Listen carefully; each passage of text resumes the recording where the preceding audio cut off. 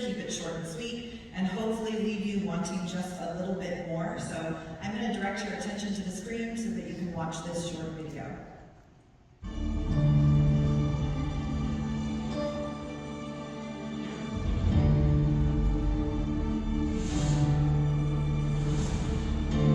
You just need that moment in that feel like you were like.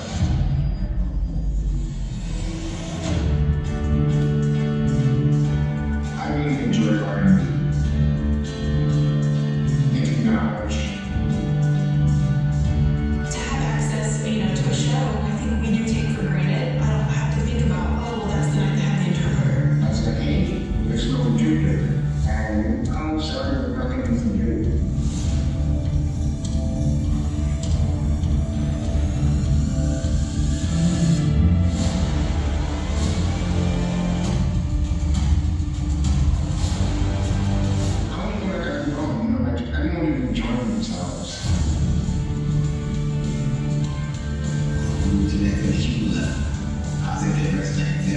Music now has become more than just going to a concert.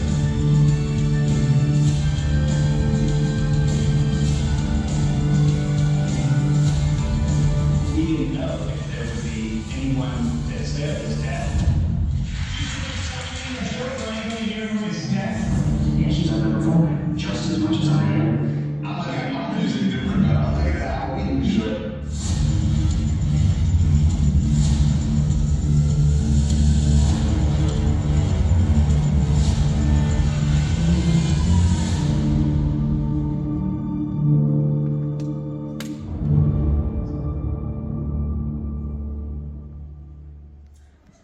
After watching that video,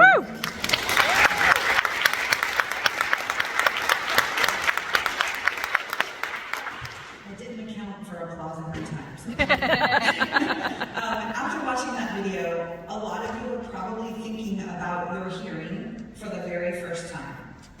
I've thought a lot about my hearing privilege over the last 10 years while I was directing, producing, and finally getting distribution for this film.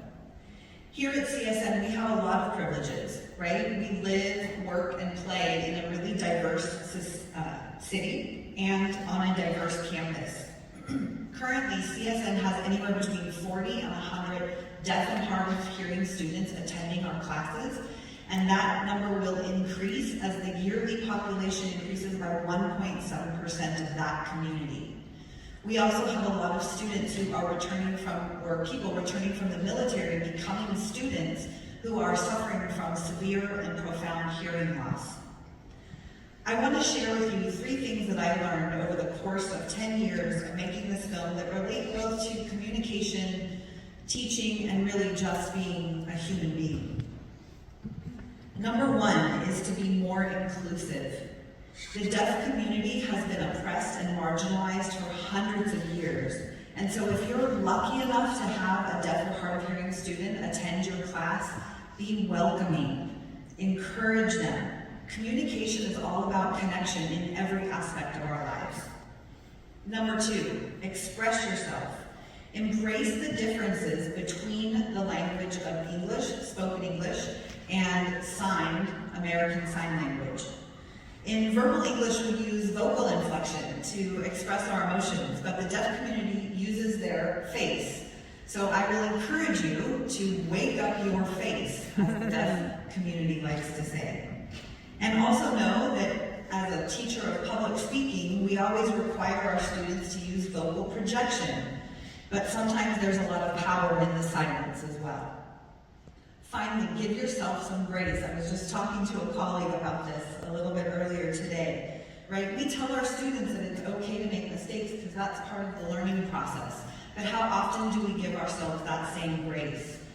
Whenever you are engaging with a new culture or someone who speaks a different language than you, you're gonna make mistakes. It's normal, it's natural, but we have to learn and continue to grow and evolve from those experiences. Part of that is recognizing the privileges you currently have, and it might just be your hearing privilege. Being aware of ableism in places where you live, work, and play. And finally becoming an ally to a community that so richly deserves more allies. I want to also share with you 3 things that you can do right now.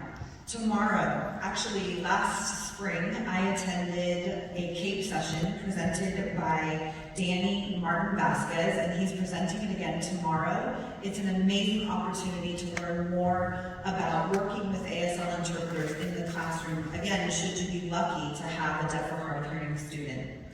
You can take an ASL class here at CSM. There are many amazing courses here.